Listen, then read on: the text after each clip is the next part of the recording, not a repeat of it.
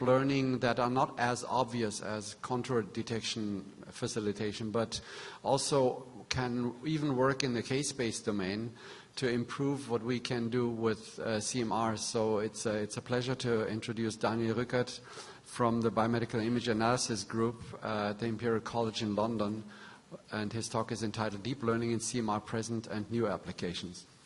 Thank you very much for the introduction, and thank you very much for the invitation as well. So I wanted to follow on the theme which Stefan already laid out, and show you some applications which you might not find that obvious of deep learning. And I just wanted to start off with this picture, putting a bit deep learning into context as a sort of very special set of techniques which have made a lot of progress in helping us analyze imaging data and signal data, but is actually part of a much wider family of algorithms around the theme of AI. You will have seen many of these applications predominantly trying to do fairly simple tasks such as image classification. So if you look at this particular example here, the task is for a neural network to actually find out whether there's a dog or a cat in the image, something which for humans is fairly trivial, turned out to be quite difficult for computers. But the networks which we use for these tasks, you can see that they effectively have a bottleneck, and they try to basically aggregate the information into higher level features. And of course in medical imaging we're not really interested in this particular application, finding out whether there's a dog or a cat. We're much more interested in doing a task which you can basically put in under the category image-to-image translation. So you put an image in and you get another image out. And this can be, as Stefan has already outlined, for example, the task of segmentation, where you put an image in and you actually expect a labeled image to come out where every pixel in the output corresponds to what label it actually highlights. I wanted to show you, though, a number of these applications of these type of networks in this sort of pyramid fashion, where you can sort of think of the lowest level, really the image reconstruction process, going up to the highest value, which is probably really diagnostic and prognostic information from the images. And it's worthwhile to point out that the lowest level in this pyramid is already something which we constantly do with a computer, and we cannot actually do as humans ourselves. Of course, the next set of techniques from image enhancement, segmentation, and so on are something which humans are incredibly good at, because these are effectively perceptual tasks. And finally, the reasoning task is also something where we would like not only an output, but also actually an explanation of why we come up with this particular result. So let me show you an example here on image reconstruction. So you probably know that if you reconstruct an image, you have to measure everything in case space and then apply, for example, a Fourier transform to reconstruct your image. And this is typically, the measurement in case space can be quite slow. And we can accelerate this by only sampling part of case space. But of course, that comes at a price, which I hope you can see that the image on the bottom is much worse in terms of image quality than the image at the top. And so from a deep learning point of view, the question is now, can we recover the fully sampled image and restore the quality using one of these deep learning approaches, which I've shown you before? So really what we're going to do is we're going to put an image in which is effectively corrupted because we have not fully sampled case space, and we hope to recover the fully sampled image as output. And it turns out that actually we can do this extremely well, because especially in the cardiac imaging domain, there's a significant amount of redundancy in the data.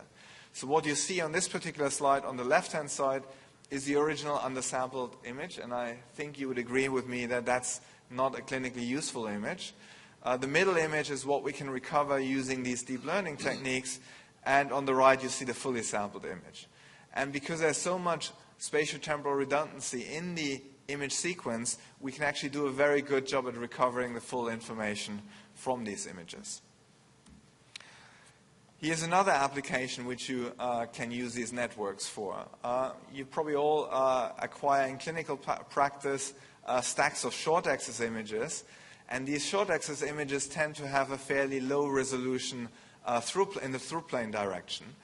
So if you actually stack them into a volume, you actually end up with a volume which has very anisotropic resolution. Good in-plane resolution, but poor out-of-plane resolution.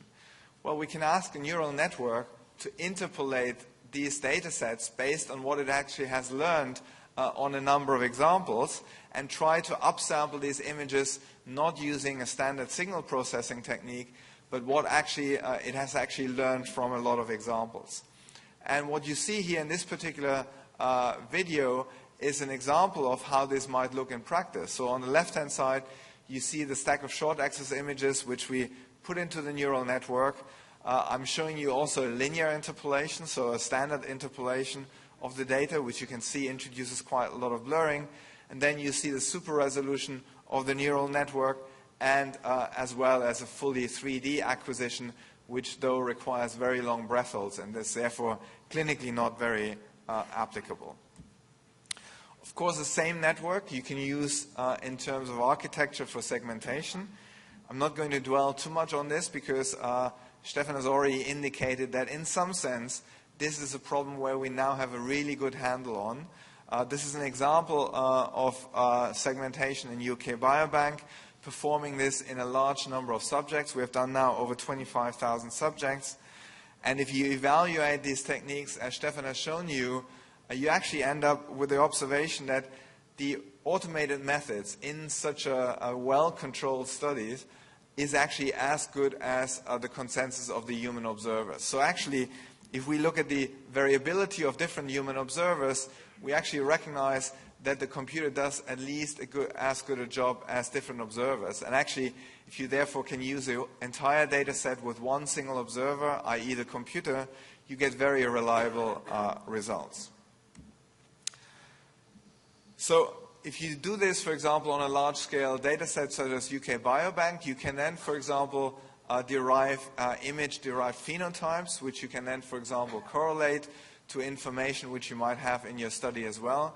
I've shown you here just one snapshot of doing this in UK Biobank with 20,000 subjects and looking, for example, at lifestyle information, physical information, but also cognitive information. And you can easily see that you can do this type of Manhattan plots similar to what you might actually know from genetic studies.